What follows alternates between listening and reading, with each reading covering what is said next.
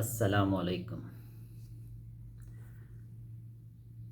ہم سب چاہتے ہیں کہ ہمارے بچے جو ہیں زندگی میں آگے بڑھیں تو بڑی نیکیوں کے کام کریں، مگر سوال یہ پیدا ہوتا ہے کہ کیا ہم ان کی اس طرح سے تربیت بھی کر رہے ہیں کہ نہیں ہیں۔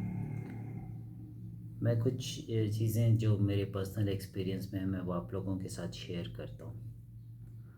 بچپن میں ہمارے یہاں گھر پہ ایک کنواں ہوا کرتا تھا۔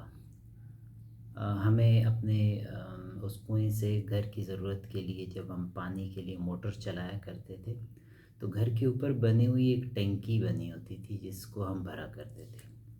اب جب وہ ٹینکی بھر جاتی تھی تو اس کا ایک پائپ باہر نکلا ہوتا تھا جو اوور فلو کر کے جس کا پانی باہر ایک میدانی میں گرتا تھا۔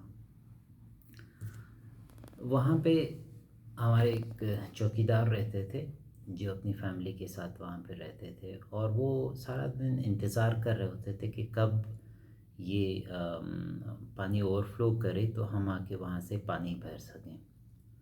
ان کی لائن سے کافی سارے برتن وہاں پہ لگے رہتے تھے، اس میں برتن تھے، بچے، خواتین، اور کافی سارے لوگ وہاں اکٹھے ہوتے تھے۔ ہمارے والد صاحب نے ہم سے یہ کہا ہوا تھا کہ جب تک ان کے سارے برتن نہ بھر جائیں تو آپ نے موٹر کو بند نہیں کرنا۔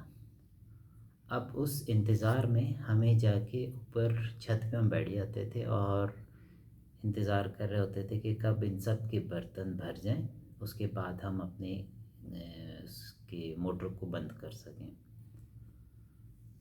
تو وہ ایک تربیت کا ایک حصہ تھا کہ کس طرح سے آپ نیکیاں کر سکتے ہیں اور کس طرح سے لوگوں کا خیال رکھنا ہے۔ اسی طرح سے ہمارے گھر کے سامنے ہمارے ہمسائے رہتے تھے جن کا نام فضل آغا صاحب تھا، اللہ ان کی مغفرت کرے۔ ایک نہایت ہی نفیس انسان، اور ہمسایہ کیا ہوتا ہے، اس کے حقوق کیا ہوتے ہیں، وہ ہم نے آغا صاحب سے سیکھا تھا۔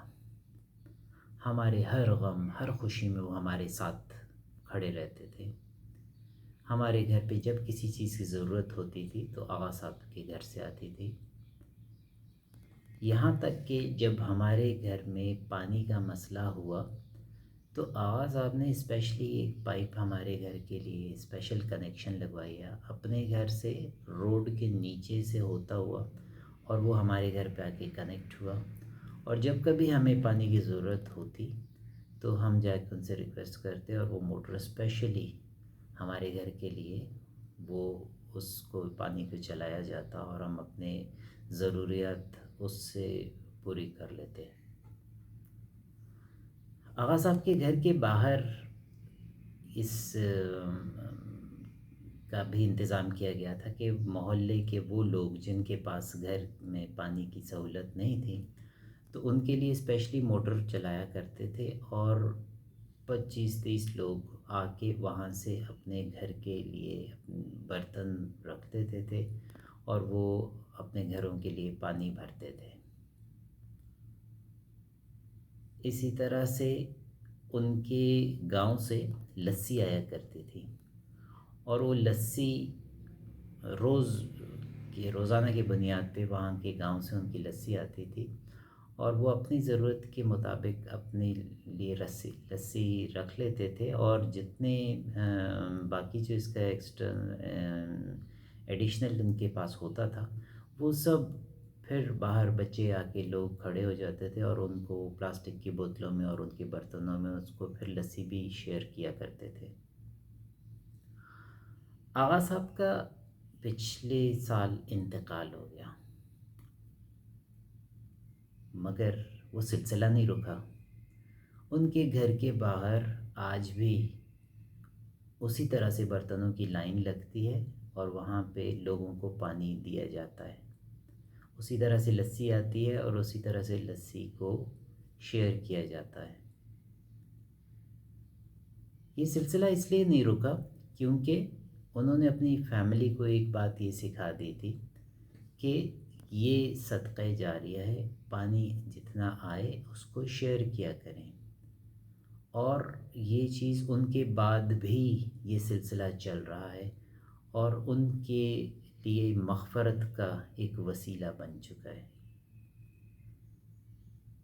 تو میرا یہ میسج آج کا یہ ہے کہ اپنے بچوں کو اللہ کی راہ پہ لگائیں، ان کو سکھائیں کہ نیکی کیسے کی جاتی ہے۔ نیکی کرنے کے لیے آپ کو بہت زیادہ پیسے نہیں بلکہ ایک بہت بڑا دل چاہیے۔ ان کو دینے کی عادت، بچوں کو دینے کی عادت سکھائیں، ان کو راستے سکھائیں کہ کس طرح سے نیکی کی جاتی ہے۔ اور نیکی چاہے چھوٹی ہو یا بڑی ہو، نیکی تو نیکی ہوتی ہے۔ اگر آپ کو میری یہ ویڈیو پسند آئی ہے پلیز اس کو لائک کریں اور میرا چینل سبسکرائب کریں۔ آپ لوگوں کی اس کو پسند کرنے سے میں انشاءاللہ تعالی اللہ مجھ کو اور بھی ہمت دے کہ میں اس طرح کی اور بھی ویڈیوز آپ لوگوں کے ساتھ شیئر کروں۔ تھینک یو سو مچ، جزاک اللہ۔